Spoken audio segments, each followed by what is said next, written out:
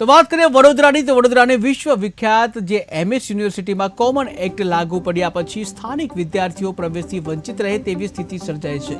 ત્યારે વડોદરાના સ્થાનિક વિદ્યાર્થીઓને 55%એ પણ અપાતો હતો પ્રવેશ, પરંતુ આ વખતે 65% જેટલું પરિણામ હોવા છતાં વિદ્યાર્થીઓને એડમિશન નથી મળ્યું, જ્યાં લાંબા સમયથી વિવિધ સંગઠનો આંદોલન કરી રહ્યા છે।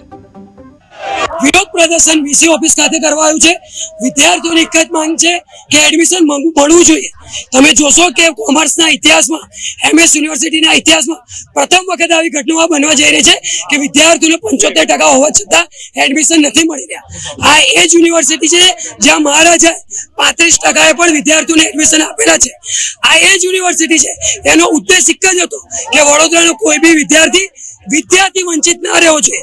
પણ આજે સત્તા પર બેઠેલા ચોર સત્તાધીશો, ભ્રષ્ટાચાર સત્તાધીશો આજે આજુબાજુની યુનિવર્સિટીઓ સાથે પૈસાનો વ્યવહાર કરીને, સાઠગાંઠ કરીને આજે જે એડમિશનો અટકાવી દીધા છે તેને ધ્યાનમાં લઈને આજે અમે વિરોધ કર્યો છે અને આજે હેડ ઓફિસ આવવું પડ્યું છે।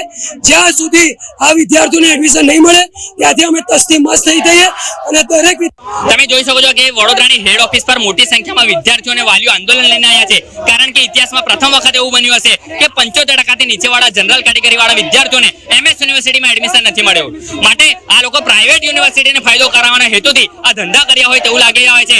અને વાત એવી જાણવા મળી છે કે વીસીસના કોઈ અંગત વ્યક્તિ પીએમઓ ઓફિસમાં છે અને બધું હેન્ડલિંગ પીએમઓ ઓફિસથી થઈ રહ્યું છે। તો આવનારા દિવસોમાં અમે ભાજપ સરકારનો પણ વિરોધ કરીશું, કારણ કે અંદર જે વીસી બેઠા છે ભાજપ સરકારના છે, ડીન જે બેઠા છે એ પણ ભાજપ સરકારના છે। જો ભાજપ સરકાર આમાં યોગ્ય પગલાં નહીં લે તો આવનારા દિવસોમાં વડોદરામાં ભાજપ સરકારનો વિરોધ કરીશું। અને યાદ રાખજો, અયોધ્યાવાળી વડોદરામાં થતા વાર નહીં લાગે। અને યાદ રાખજો, વડોદરામાં ભાજપ સરકારના પતનની આ શરૂઆત થઈ ગઈ છે, કારણ કે આ બધું જ જો કરાવી રહી હોય તો એ ભાજપ સરકાર કરાવી રહી છે અને એમના માણસોને હાથો બનાવીને આ કાર્ય થઈ રહ્યું છે।